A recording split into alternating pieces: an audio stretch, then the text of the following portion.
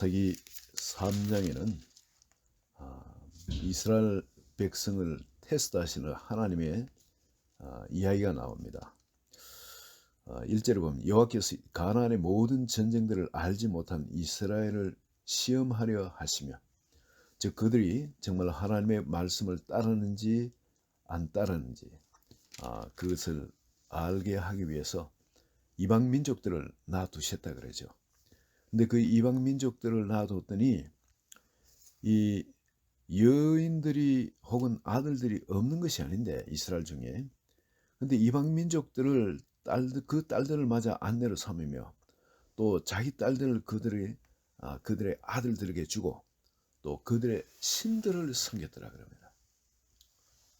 우리가 생각할 때는 이 경험이 있는, 하나님을 경험한 그 세대들이 봤을 때는 이건 말도 안 되는 이야기죠. 기가 막힌 이야기입니다. 어찌 이런 일이 일어날 수 있나 싶은데, 그런데 이 하나님을 경험하지 못한 세대들은 성경 말씀을, 그들은 이 모세 오경을 가지고 있습니다. 뭐 학교가, 특별한 학교가 뭐 있겠습니까? 이게 모세 오경을 공부하는 학교죠. 그들 교육은 전부 다 모세 오경을 갖고 다 공부하는 거죠. 그러니 성경을 달달 외우고 또 성경을 이해하고 또 성경을 또 그렇게 배우고 하면서도 삶은 육신의 좋은 것을 피할 수가 없다는, 그쪽으로 끌려가는 겁니다. 그 문화, 그 땅에 있던 그 문화가, 이방 문화가 아주 볼만한 거거든요. 아브라함 때에 이미 그들이 헷 족속은 철을 사용했다 그럽니다. 발견한 걸 보면 철이 나왔고, 그리고 멸망한 소돔 고모라를 보면은 그 소돔 고모라의 그 건축 같은 거, 돌이 불에 타가지고 아직 그 모양들은, 그러나 그 모양들은 남아 있습니다. 온도가 워낙 높으면 이 돌들도 석조 건물 다 타는 겁니다. 이 목조 건물은 흔적도 없이 다 제거되어 날아가고, 근데 석조 건물은 이 불길이 막 워낙 세는 게, 이 불길이 이 무늬처럼 그게 제거된 그게 남아 있는 거예요. 그 비가 잘 안 오니까 아직도 원형이 많이 남아 있는 겁니다. 그걸 보면은 이 돌로 이 모든 걸 지었다는 것을 볼 때 어마어마한 건축 기술이고 또 그들이 얼마나 화려한 삶을 살았는지 볼 수가 있습니다. 이미 아브라함 때 그랬다면은, 소돔과 고모라의 그걸 보면요, 아브라함이 아니고 벌써 몇백 년 이후에 가나안에 일어난 그것을 보면 아마 그들이 가지고 있는 어떤 그 당시 문명은 굉장히 발달했을 겁니다. 굉장히. 이미 그 당시 해쪽의 철기가 있었는데 그 벌써 한 400년이 지났기 때문에 더더욱 이들은 그런 문명을 발전시켰을 겁니다. 그런데 이 사람들은 어떻게 보면은 저 광야에서, 애굽의 그 세대는 죽었죠. 이제 광야에서 아무것도 봐봐야 볼 것이 없는 그런 광야의 삶을 살다가 약속의 땅에 들어가서 그 사람들이 사는 그걸 봤을 때, 그들이 비록 힘이 약해가 이제 종이 돼서 섬기지만은, 그러나 그들이 가지고 있는 지식이라든지 또 그들이 갖고 있는 그 문명, 이런 굉장히 매력적이었을 거예요.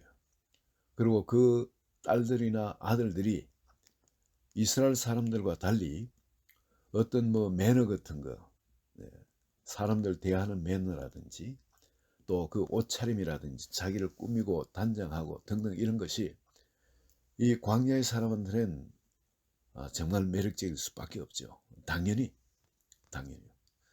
그러니까 아무래도 며느리감도 보면은 제 광야 속에서 이래 살던 그런 며느리들보다도, 같은 동족보다도 저 새로운 그 가나안 땅에 있는 그 딸들이 오히려 더 매력적으로 보이고, 그리고 또 아들들도 그래요.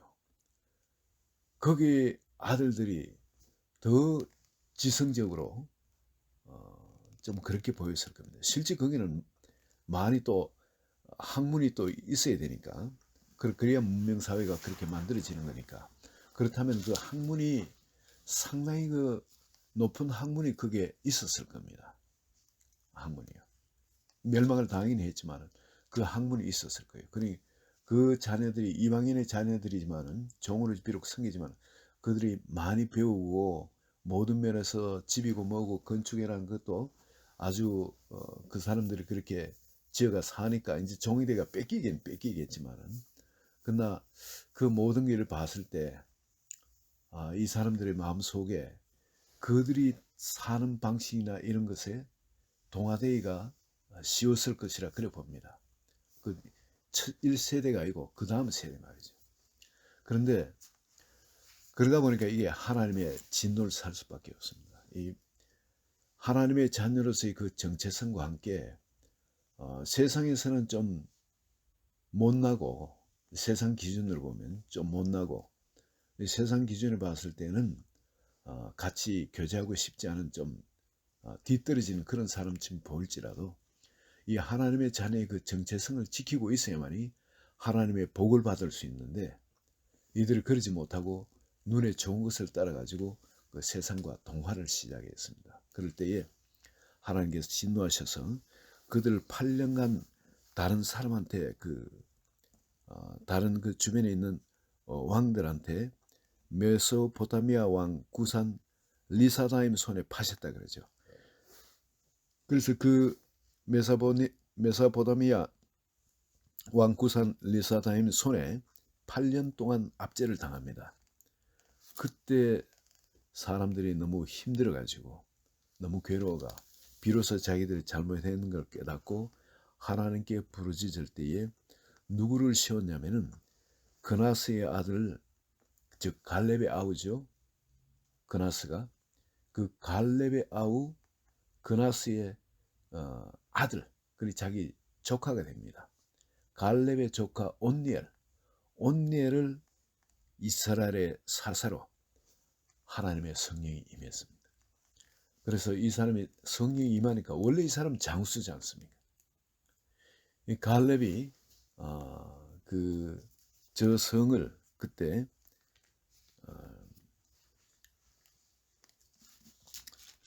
기럇 세벨이죠.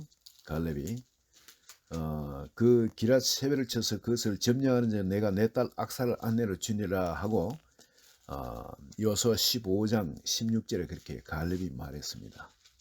그런데 갈렙의 아우 그나스의 아들 온니엘이 그것을 점령을 했답니다. 그래서 갈렙이 자기 딸 악사를 그에게 아내로 주었습니다.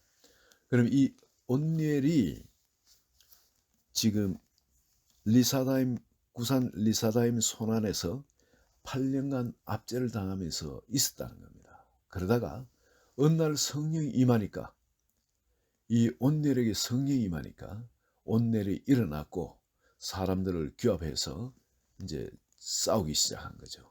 그때 하나님께서 그 온넬의 손이 구산 리사다임을 이기도록 그렇게 해주시고 40년간 평온이 임합니다.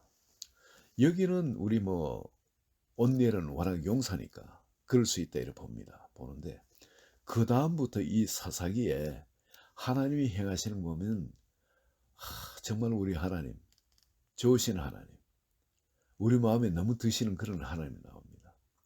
왜냐하면 그 온넬이 사사로 있은 지 40년 있다가 온넬이 죽고 난 다음에 또 이스라엘 백성이 또 타락했어요. 전부 다 또 심하게 타락했어요. 그리고 이제 또 18년간 모압이 쳐들어와 가지고 그 주변에 다른 민족들하고 같이 쳐들어와서 이스라엘을 압제를 합니다. 그래서 이제는 18년간 압제를 당하는데 그때 하나님 쓰신 사람이 누구냐면은 에후드를 사용해서 적을 혼자서 그 적의 왕한테 찾아가서 그 왕을 죽이고 그리고 사람들 규합해 와서 그렇게 싸웁니다. 참 이 에훗이 누구냐면 왼손잡이거든요. 왼손잡이. 근데 율법에서는 왼손잡이는 부정하다 그랬습니다. 왼손잡이. 그런데 하나님께서는 이스라엘에 그 수많은 사람들이 있고 왼손잡이가 아니라 오른손잡이가 대부분 오른손잡이죠. 그렇게 많은데도 그런 사람들을 사용하지 않고 왼손잡이 에훗을 사용해서 나라를 다시 모압으로부터 그 압제로부터 자유케 하고 그리고 구원을 얻게 합니다. 그리고 이를 사사로 삼아 가지고 나를 다스리게 합니다. 왼손잡이를 사사로 삼아 가지고 나를 다스린다. 그리고 이 율법 하에서 이 부정한 사람의 그 기준이 완전 달라진 거죠. 하나님은 우리 하나님의 자녀들이 타락을 했을 때 그때 하나님께서는 이 타락한 백성들한테 리더로 세운 사람이 바로 부정하다고 인정하고 축에도 사람 축에도 못 들어가는 왼손잡이 예후들을 세우셨다는 겁니다. 이게 오늘 우리에게 시사하는 바가 참 큽니다. 하나님 앞에 이제 우리 복음을 갖고 있는 우리에게는 이제는 어느 누구든 간에 하나님의 손에 쓰이느냐 안 쓰이느냐 이것이 그 사람의 크기지. 하나님이 쓰지 않으면은 아무리 내가 세상적으로 모양이 번듯하고 또 남이 인정할 때도 그렇게 번듯한 모양을 갖추고 있다 할지라도 이것은 하나님 기준은 이것이 아니라는 겁니다. 지금 우리가 그 안에서는 참 왼손잡이 에훗도 쓰시는 하나님. 세상의 기준에서는 자격미달. 그러니까 소위 말하면 우리 요즘으로 치면은 그 뭐 금수저, 은수저, 뭐 다이아몬드 수저 뭐 그런 이야기하고 스펙을 갖추냐 뭐 그런 이야기죠. 근데 이 온열처럼 스펙이 전혀 아웃되어 있는 사람 그런 사람도 하나님이 쓰시고자 하면 쓰신다는 거예요. 근데 하나님의 그 성령이 그에게 임했을 때 이 에훗은 자기 목숨을 내놓고 적진에 들어가 가지고 그죠? 왕의 환심을 사놓고는 같이 갔던 공물을 메고 갔던 사람들은 전부 다 돌려보냅니다. 그리고 자기 혼자 다시 그 안에 들어가서 왕한테 들어가서 그를 죽이고 나옵니다. 이 하나님의 성령께서 쓰시고자만 하면은 성령의 손에 붙잡히기만 하면은 우리에게는 능치 못할 일이 없는 겁니다. 우린 하나님께 못 쓰일 사람이 없는 거예요. 또 쓰이기만 하면 하나님은 어떤 사람이라도 사용해서 하나님의 역사를 일어내신다는 겁니다. 전혀 불가능한 그 일들을 할지라도 하나님 손에 붙들리기만 하면 그 일이 일어납니다. 오늘 저녁에 저는 이런 생각을 해봅니다. 하나님은 정말 자기 자신을 산재물로 올려드리고 하나님께 나아가는 자, 그런 자를 사용하시지 전혀 그런 면에서 성령께서 역사하셔도 순종하지 않을 자들, 그런 자는 사용을 못 하시는 겁니다. 그죠? 준비되어 있는 자, 스펙이 준비되어 있는 자 말고 마음이 준비되어 있는 자, 그런 자를 하나님은 찾고 계시거든요. 여호와의 눈은 온 땅을 두루 감찰하사 전심으로 자기를 향하는 자에게 능력을 베푸신다 그럽니다. 그리고 하나님 그를 통해서 하나님이 하시고자 하는 일을 행하시는 거예요. 이거는 이미 오랜 역사를 통해서 우리에게 주어진 일인데 여기는 남자도 여자도 노소 상관이 없는 겁니다. 그 사람이 어떤 과거에 어떤 삶이었든지 상관이 없습니다. 오늘 하나님 앞에 내가 어떤 자세로 서 있느냐, 이것은 분명히 하나님께서 큰 결정을 하시는데 이거는 가장 중요한 요소가 바로 이것인 줄 믿습니다. 오늘 저녁에 하나님은 세상에 그 당시에 사람이 그렇게 많았지만은 왼손잡이 에훗을 사용해서 그렇게 구원하셨듯이 오늘 주님은 온 땅을 지금 주님의 눈은 온 땅을 두루 지금 감찰하고 계신 줄 믿습니다. 이 자리에 계시는 한 분 한 분이 기도 가운데 주님 눈에 그렇게 뜨이기를 예수 그리스도 이름으로 축원드립니다. 그리고 우리가 남아있는 인생도 이제 하나님이 몽땅 연필이라도 쓰면은 그 뭐 어마어마한 작품이 되거든요. 하나님 손에 집히기만 하면 우리가 그렇게 하나님 손에 잡혀서 쓰임 받기를 원합니다. 그리고 하나님께서 우리를 통해서 다음 세대에 어마어마한 작품들, 그런 작품을 남기기를 소원합니다. 같이 기도합니다. 하나님 아버지 감사합니다. 우리가 볼 때 아무리 우리 자신이 아주 그렇게 세상 스펙으로 화려하거나 혹은 잘 준비되어진 그런 것이 아닐지라도 그림을 그리는 도구로 치면 어떤 그런 위대한 물감도 아니고 훌륭한 물감도 아니고 어쩌면 몽당 연필 같은 그런 자리에 남들이 볼 때 그렇다 할지라도 주님이 사용하시면은 작품이 되고 불세출의 작품이 되고 주님 우리가 그런 주님 손에 그렇게 쓰임 받기를 원합니다. 하나님의 성령께서 온통 우리를 주장하시어서 주님의 그 사랑의 도구, 주님의 그 영광의 도구, 주님의 그 권능의 도구로 그 세상을 향한 주님의 그 축복의 도구로 우리가 쓰임 받기를 원합니다. 한 분 한 분 가운데 주의 성령께서 뜨겁게 역사해 주시고 아버지 속에서 주님이 부으시는 그 사랑과 그 열정으로 불같이 일어나게 하소서. 예수 그리스도의 이름으로 기도합니다. 아멘.